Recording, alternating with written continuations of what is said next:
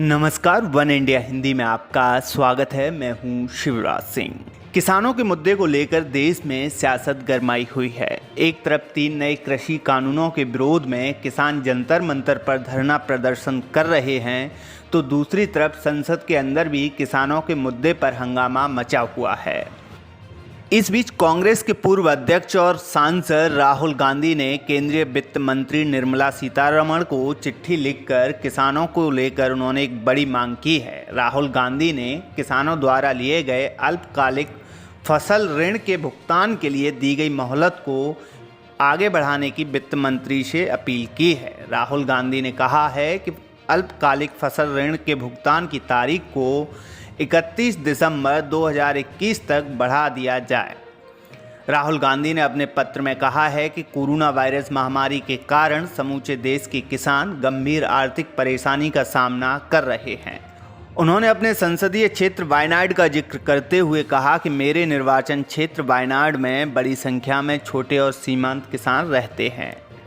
कांग्रेस सांसद ने कहा कि जैसा कि आप जानते हैं, केरल का एक बड़ा हिस्सा 2018 और 2019 में लगातार 2 वर्ष आई बाढ़ों से तबाह हो गया है। पूर्व कांग्रेस अध्यक्ष ने कहा कि किसान इससे उभर ही रहे थे कि कोविड महामारी आ गई। इसने किसानों की परेशानी को और बढ़ा दिया। फिलहाल किसान ब्याज छूट योजना के तहत रियायती दर पर अल्प अवधि का फसल ऋण लेते हैं।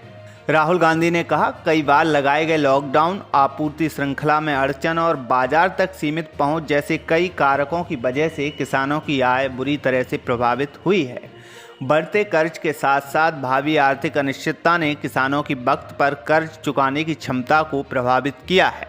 उन्होंने कहा कि पूरे भारत में करोड़ों किसान इसी हालत में हैं। इस पृष्ठभूमि में मैं आपसे अल्पकालिक फसल ऋणों के भुगतान के लिए दी गई मोहलत को 31 दिसंबर 2021 तक विस्तार देने और सभी दंडात्मक ब्याज माफ़ करने के लिए हस्तक्षेप का आग्रह करता हूं।